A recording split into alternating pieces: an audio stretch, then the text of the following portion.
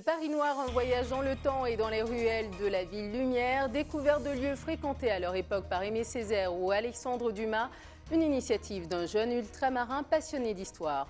Kenya Royoufat, l'espoir du golf guyanais, elle se prépare en ce moment pour le trophée Newman au championnat de France de golf cadette en octobre prochain. Son parcours, ses projets, elle est notre invitée ce soir. Un sport de glisse pour clore ses vacances. Le skatepark de Mirza accueille les jeunes riders qui souhaitent perfectionner leur technique. Bilan d'un mois d'entraînement, reportage à suivre.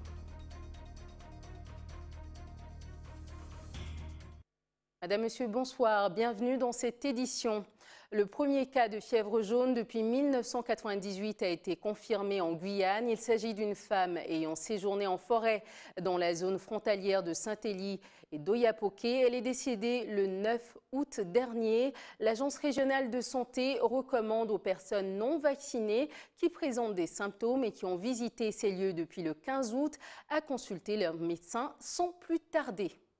La CDTG opposée à la baisse des contrats aidés annoncés pour le deuxième semestre. Le syndicat a déposé un préavis de grève pour le lundi 4 septembre. Selon le syndicat central démocratique des travailleurs guyanais, ce gel causera la mort des emplois sur le territoire. Pour rappel, en début de mois, Muriel Pénicaud, ministre du Travail, jugeait les contrats aidés trop coûteux et inefficaces. Daniel Klett, secrétaire général de la CDTG, était au micro de Jonathan Larieux. Il y a une multitude de contrats aidés en Guyane et qui sont insérés dans le tissu économique et social. Et le fait de ne pas pouvoir en bénéficier, notamment dans l'éducation, dans l'économie territoriale, aura un impact sur l'emploi et aussi sur l'insertion. Donc, je pense qu'on a assez eu de soucis, de constats lors du conflit du 28 mars pour qu'on ait encore un épée de Damoclès qui a pesé sur l'emploi, qui a pesé sur l'insertion, notamment sur les jeunes. Je rappelle que le contrat aidé sont personnellement en bénéfice des jeunes à venir, en CU, CAU. Donc, c'est assez important pour que nous, on s'arrête sur ce point-là. Et qu'on dit au gouvernement que je pense qu'il faut une erreur stratégique pour la Guyane. Politiquement, j'alerte, et c'est mon devoir de le faire. Après, les syndicats en leur sein verront comment ils feront pour que ça soit amplifié, ça soit entretenu, ça soit décliné. Tous les éléments d'alerte qu'on a ne sont pas ouverts. Ils sont plutôt au rouge écarlate, comme on dit maintenant. Maintenant, après, comme je vous expliqué tout à l'heure, les syndicats qui sont notamment dans l'éducation, vont décliner pratiquement ce qu'ils feront ou pas. Mais le constat, il est alarmant partout, notamment pour la rentrée. Ça, ce sont les profs et globalement, je ne sais pas comment les parents vont s'organiser, comment les profs vont s'organiser, parce que, à l'échéance de ce que j'ai moi comme élément, il y a de quoi être inquiet. Et maintenant, partons à la découverte de la face cachée de Paris, le Paris Noir. Depuis 4 ans, Kevin Donat, un jeune Martiniquais passionné d'histoire, fait découvrir au détour des rues de la capitale l'histoire des grandes figures intellectuelles et artistiques noires de passage dans la ville lumière. D'Aimé Césaire à Alexandre Dumas, en passant par James Baldwin, un voyage dans le temps qui attire de plus en plus de touristes étrangers. Reportage de notre correspondante à Paris, Solène Boissaille. Michel ne s'attendait pas à découvrir dans les rues de Paris un pan de l'histoire de son propre continent. Cette professeure d'anglais est jamaïcaine et de passage dans la ville lumière, elle a voulu en apprendre plus sur les grandes figures afro-caribéennes qui ont influencé la capitale. J'ai appris beaucoup de choses. Par exemple, Chester Himes, je n'en avais pas entendu parler. Donc, mais j'ai connu le roman et le film A Rage in Harlem. Donc ça, c'était très intéressant pour moi d'entendre parler de ce noir américain que je ne connaissais pas. Et celui qui lui a fait connaître, c'est Kevin, ce Martiniquais de 32 ans, passionné d'histoire, qui depuis 4 ans montre à ses visiteurs ce Paris qui est devenu sien, au détour de grands monuments célèbres comme le Panthéon, la Sorbonne ou encore le Sénat, où sont passés bon nombre d'intellectuels. Césaire va dire « J'ai découvert mes origines africaines à Paris ». J'ai eu cette idée de développer les visites du Paris Noir parce que les touristes avaient beaucoup de questions sur, on va dire, la diversité à Paris, etc. Et j'avais envie de faire une visite dans ce quartier-là et aussi à la Goutte d'Or, mais principalement ici d'abord, qui retrace le parcours de grandes figures intellectuelles venues du monde noir, passées par Paris. En vacances à Paris, ce conteur guyanais a été transporté par cette expérience. un voyage dans son expédition hexagonale. Pour moi, c'est une visite vraiment... Ah ouais, c'était intéressant. Le Capalodi Damas, du Césaire, du Monerville, à considérer ou qu'à faire un voyage dans le temps, ou qu'à virer derrière et puis on en quoi. À ses débuts, les groupes de visiteurs comptaient une petite dizaine de personnes. Désormais, le Paris Noir attire chaque samedi près de 25 curieux. Kévy continue de fouler les pavés parisiens sur les traces de Frantz Fanon, de Joséphine Baker et de bien d'autres figures qui ont marqué l'histoire de la capitale. Le golf, une discipline très peu développée sur le territoire, mais une jeune fille le représente avec dignité, vraiment avec dignement. Nous recevons ce soir Kenya Oyufat, jeune espoir du golf guyanais. Merci d'avoir accepté notre invitation.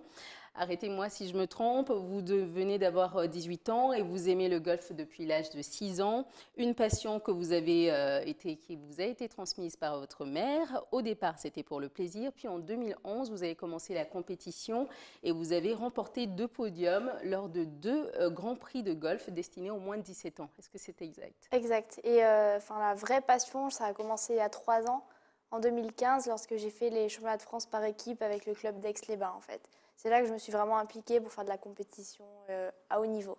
D'accord. Donc ici en Guyane, à Kourou, à Matiti, à Matoury, il y a quelques terrains de golf, mais toujours dédiés à l'initiation et très peu à la compétition. Comment est-ce que vous avez pu vous développer dans une circonstance pareille où la compétition n'était pas très développée ici en Guyane? C'est beaucoup d'implication personnelle, c'est-à-dire que j'allais m'entraîner moi-même avec ma mère. Ce n'est pas tous les parents qui ont le temps d'aller emmener leur enfant à l'école de golf. Moi, j'allais souvent à Matoury pour m'entraîner au practice. Et les 12 compétitions qu'il y a dans l'année au golf de Kourou, je les faisais toutes. Et quelques-unes à Matiti également. Alors, le golf est une discipline qui coûte cher. Pour vous, c'est 46 000 € pour vous et vos parents d'investissement par an. Comment vous faites là en ce moment, vu que vous n'êtes pas encore professionnel, parce que vous êtes encore mineur, pour gérer ce sport? Comment ça se passe pour vous? J'ai pas le droit d'avoir de sponsor parce que je suis encore amateur, mais je vais voir de nombreuses entreprises pour des contributions. On a créé une association pour recevoir des dons, ce qui permet de financer ma saison. Parce que pour mes parents, c'est très difficile, enfin pour ma mère. Donc c'est aller voir les entreprises et on a beaucoup besoin de recommandations, c'est-à-dire des gens qui nous recommandent à des entreprises pour trouver des dons, quoi. Alors revenons un peu sur votre parcours. Comment est née cette passion? De cette motivation qui vous a été donnée par votre mère, comment ça s'est passé pour vous? En fait, au début, comme je dis, c'était une simple passion. Puis après, j'ai fait les championnats de France par équipe. Et en fait, j'ai vu tellement du beau jeu de golf que ça m'a motivée. Je me suis dit, il faut que j'arrive à faire pareil. Sauf que en Guyane, il n'y avait pas les infrastructures qu'il fallait pour que je progresse assez. Et donc ensuite, j'ai fait le choix pour ma première de partir en Guadeloupe, ce qui fait que j'ai fait ma première et ma terminale au golf des Abîmes en Guadeloupe. Alors, à partir du 26 août jusqu'au 29 août, il y aura le championnat de France cadette en individuel. C'est 23 octobre. Du 23 octobre. Au 29 octobre. Ah, d'accord. Donc, c'est donc le trophée Newman. Voilà, c'est à Montpellier. Donc, c'est championnat de France individuel cadet. Donc là, je vise podium, première, deuxième, troisième place, pour gagner des places au ranking amateur français également et prendre des points, quoi. Ça va être très intéressant et j'ai hâte de jouer sur ce parcours qui est à Montpellier, qui est super beau apparemment. Et comment se fait la préparation en ce moment? En ce moment, c'est beaucoup de prépa physique parce que je travaille, parce que pour financer ma saison, je dois travailler aussi, donc j'ai pas trop le temps d'aller m'entraîner. Donc je fais beaucoup de physique 3 fois par semaine, tous les soirs au terrain de basket avec mon coach Lionel Berton et voilà.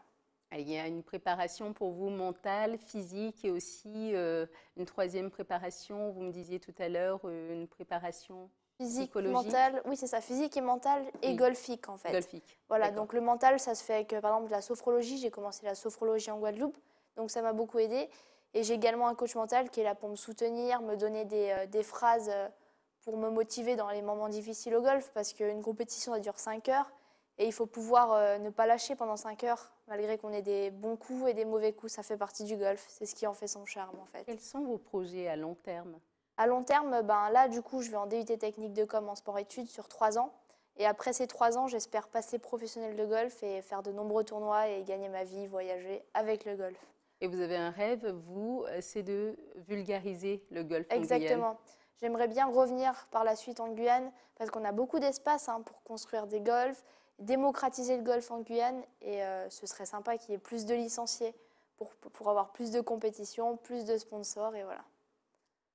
Merci beaucoup. On Pas de vous souhaite souci. que le meilleur là-dessus. Je vous souhaite aussi que du bon dans la suite de votre performance, de votre passion. Merci D'accord. beaucoup. Merci. Pour poursuivre ce journal, rendons-nous à présent au stade, au parc de Mirza, appréhender la rampe et slalomer en rollers jusqu'au 25 août au skatepark de Mirza. Les jeunes riders sont encadrés pour perfectionner leur technique. Reportage de Jonathan Larieux. Alors que les vacances arrivent à leur terme, ici au skatepark de Mirza, ces petits amateurs de glisse profitent au maximum des derniers jours avant la rentrée scolaire. Depuis 9 h du matin, ils sont plus d'une trentaine à avoir enfilé leurs patins. On a fait du roller et après on est allé au jardin botanique pour faire 3 parties de cache-cache. J'ai appris à faire des rampes, j'ai appris à avoir l'équilibre en roller. Ça fait longtemps que je voulais en faire, ça m'apprend à faire autre chose que des jeux ou autres. Ce camp d'été autour de la pratique du roller arrive à sa fin. Parmi les enfants, certains ont bien évolué dans leur pratique. Si l'objectif est avant tout de leur permettre un maximum de temps de pratique, il fallait surtout profiter des vacances et peut-être imaginer une adhésion durant l'année. Ceux qui savent déjà en faire, ils approfondissent et ceux qui ne savent pas encore en faire, on les apprend afin qu'ils puissent avoir un goût, de venir s'inscrire pendant les cours de roller, Là, comme c'est la fin des vacances, c'est la dernière semaine, donc on essaie de les, de faire à fond du roller afin vraiment de les motiver, ceux qui savent en faire, continuer et puis essayer d'aller au plus loin. Le roller, c'est pas ce qu'on entend beaucoup parler, donc là ça met un peu en valeur qu'il y ait beaucoup d'enfants qui souhaitent devenir des experts de roller et tout. Pour cette dernière semaine de camp de loisirs, il sera question de perfectionner quelques petits détails pour les plus aguerris, mais rien de bien excessif, car à 2 semaines de la rentrée, il faut que pour tous ces petits, tout puisse bien marcher, comme sur des roulettes. Du sport toujours avec de l'escrime à présent où une équipe guadeloupéenne se prépare au Krebs. Elle doit être prête pour la compétition de septembre. Reportage de nos confrères d'ATV Guadeloupe.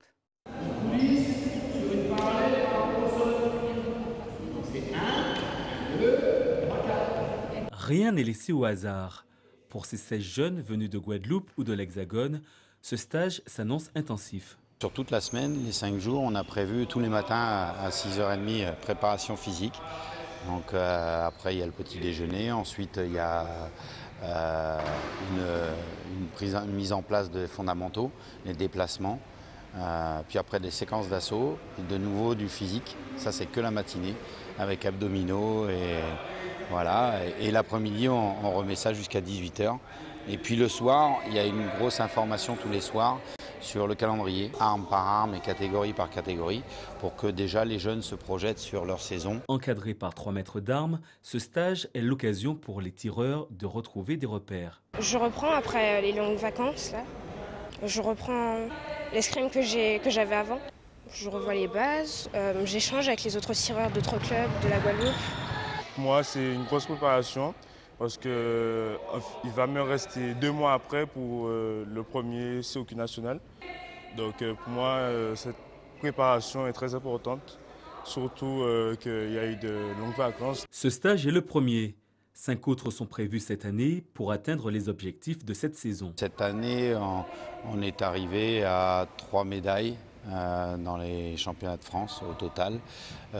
Quelques places dans les quarts de finale. En compétition nationale, on va dire c'est au moins 10 médailles individuelles. Ça fait 2 ans où on n'a pas de jeunes qui sont sélectionnés au championnat d'Europe. C'est la première étape. Après les mondes, c'est autre chose parce qu'ils sont très jeunes. Essayer d'en qualifier au moins un par arme, fleuret épée. Après ce stage, les escrimeurs continueront leur préparation en club. La première compétition locale est prévue le 16 septembre à Petit-Bourg. Deuxième victoire pour les Guyanais à Saint-Laurent-du-Maroni. James Grinville de la sélection de Guyane arrive en première position.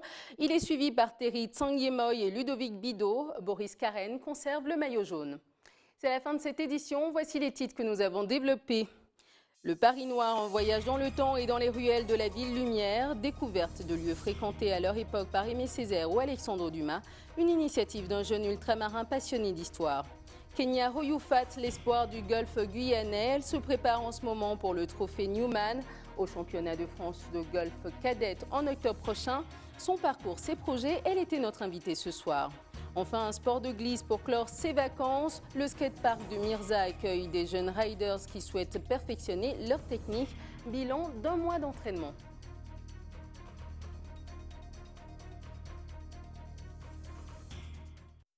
Merci de nous avoir suivis. Prochain point de l'actualité dans quelques instants avec nos confrères de BFM TV. Je vous souhaite une excellente soirée sur ATV Guyane.